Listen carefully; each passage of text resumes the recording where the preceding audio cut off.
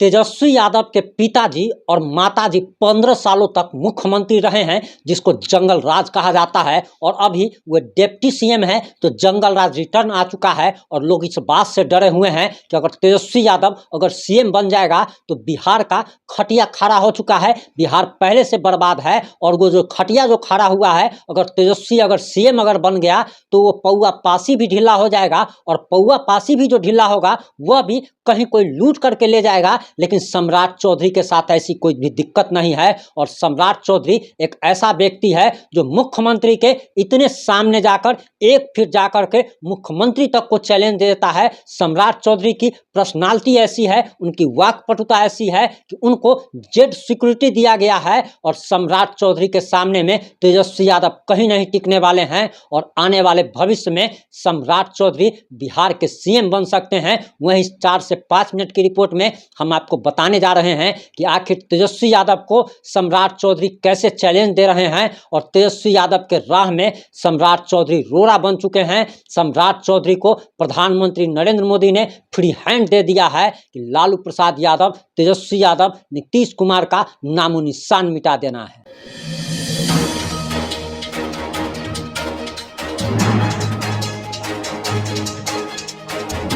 नमस्कार, मैं प्रिंस कुमार सिंह और आप देख रहे हैं पॉजिटिव इंडिया। अगर अभी तक आपने चैनल को सब्सक्राइब नहीं किया है तो खबरों से अपडेट रहने के लिए कृपया चैनल को सब्सक्राइब कर लीजिए। और जो लोग ऑलरेडी कर चुके हैं उन तमाम लोग को सहृदय धन्यवाद। अब वापस आते हैं अपने खबर पे।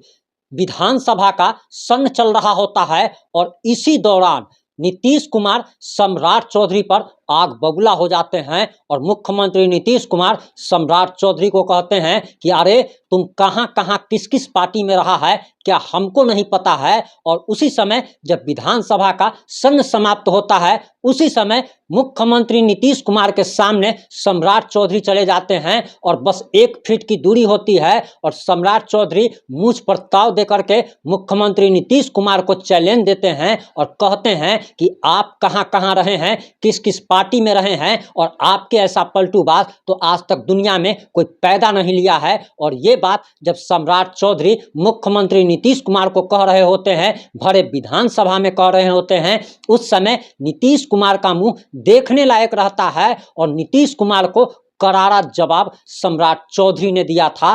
अब वही सम्राट चौधरी तेजस्वी यादव की खटिया खड़ी कर रहा है। और इस बात से जरा आप समझने की कोशिश कीजिए कि जो सम्राट चौधरी की पर्सनालिटी है, मुख्यमंत्री से जो व्यक्ति नहीं डरा हो और भरे विधानसभा में 1 फीट की दूरी पे, मुख्यमंत्री का पद कोई छोटा मोटा पद नहीं होता। अगर आपके गांव में कोई मोहल्ले में अगर एक छोटा मोटा दरोगा अगर बन जाता है, छोटा मोटा इंजीनियर अगर बन जाता है, कोई अगर विधानसभा में अगर नौकरी अगर करता है तो वो अपने आप को बहुत बड़ा तिस्मार खां समझता है। लेकिन जरा आप कल्पना कीजिए कि जो व्यक्ति मुख्यमंत्री की गद्दी पर आसीन हो और वो व्यक्ति के सामने कोई ऐसे जाकर के चैलेंज कर दे, तो उसका हौसला और हिम्मत की दाद देनी चाहिए। और उसके जज्बे को देखना चाहिए कि उस व्यक्ति में जज्बा कितना है, हिम्मत कितना है, हौसला कितना है। जिस मुख्यमंत्री के सामने में बड़े बड़े डीजीपी की पतलून गीली हो जाती है, जिस तेजस्वी यादव डर जाते हैं, उस मुख्यमंत्री के सामने में जाकर के सम्राट चौधरी अपने 56 इंच का सीना लेकर के जाते हैं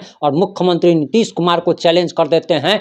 वहीं सम्राट चौधरी के बारे में यह भी कहा जा रहा कि बिहार बीजेपी ने उन्हें फ्री हैंड दे दिया है। और जिस प्रकार से जेड सिक्योरिटी उन्हें दी गई है और जिस प्रकार से फ्री हैंड दिया गया है कि वे अपने अनुसार अब संगठन में बदलाव कर रहे हैं। बदलाव कल भी हुआ है और संगठन में महत्वपूर्ण पदों पर लोगों को बदला गया है। ऐसे लोगों को कमान दी गई है जो लोग मोर्चा संभाल सकते हैं। और बिहार में चाहे वो विधानसभा या लोकसभा का चुनाव हो, उसमें बीजेपी को 100% वोट दिला सकते हैं। ऐसे लोगों को चुना गया है, ऐसे लोगों को संगठन में जिम्मेदारी दी गई है। वहीं बिहार के लोग इस बात से भी डरे हुए हैं कि जब लालू प्रसाद यादव और राबड़ी देवी का शासन था, यानी कि तेजस्वी यादव के माता पिता का शासन था, उस समय शाम 5 बजे के बाद घर से निकलना तक मुश्किल था।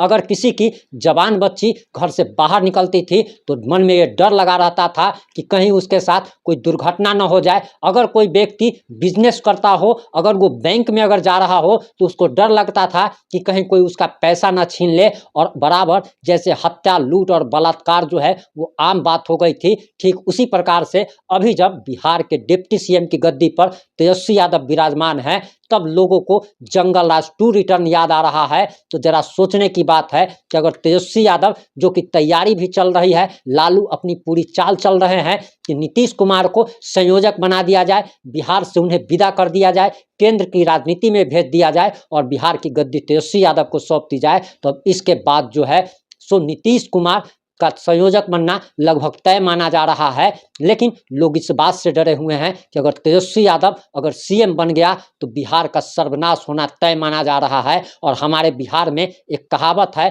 कि खटिया खड़ा होना, तो ये खटिया तो खड़ा लालू के शासनकाल में ही हो गया था, लेकिन अब पौवा पासी जो ढीला जो हो चुका है उसके बिकने के भी बारी आ जाएगी। और इसी बात से लोग डरे हुए हैं। और सम्राट चौधरी जिस प्रकार से अपनी ताकत दिखा रहे हैं, और सम्राट चौधरी के साथ एक प्लस पॉइंट ये भी है कि लालू प्रसाद यादव, आप ये समझ करके चलिए कि तेजस्वी यादव के पिता के चारा घोटाला का आरोप, यानी कि चारा खा जाने का आरोप, सजायाफ्ता हैं। तेजस्वी यादव के पिताजी जेल काट चुके हैं, पेरोल पे बाहर हैं, कभी भी उन्हें कोर्ट द्वारा जेल फिर भी भेजा जा सकता है। उनकी माताजी पर तमाम तरीके के मुकदमे चल रहे हैं, घोटाले का आरोप है। वहीं तेजस्वी यादव पर भी घोटाले का आरोप है, लैंड फॉर जॉब का स्कैम मामला चल रहा है, IRCTC घोटाला चल रहा है।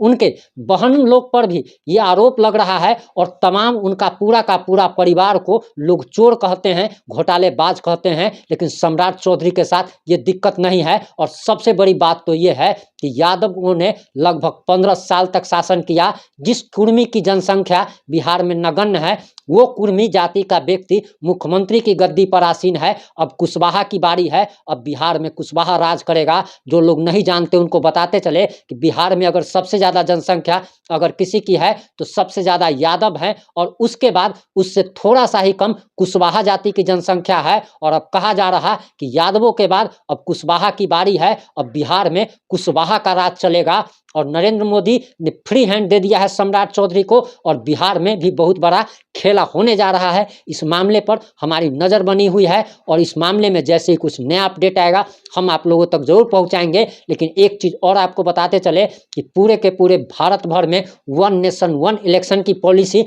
लागू होने जा रही है। इससे पहली रिपोर्ट में हम आपको बता चुके हैं कि प्रधानमंत्री नरेंद्र मोदी ने संसद का विशेष सत्र बुलाया है, और उस विशेष सत्र में बिल पेश किया जाना है 1 नेशन 1 इलेक्शन को लेकर के।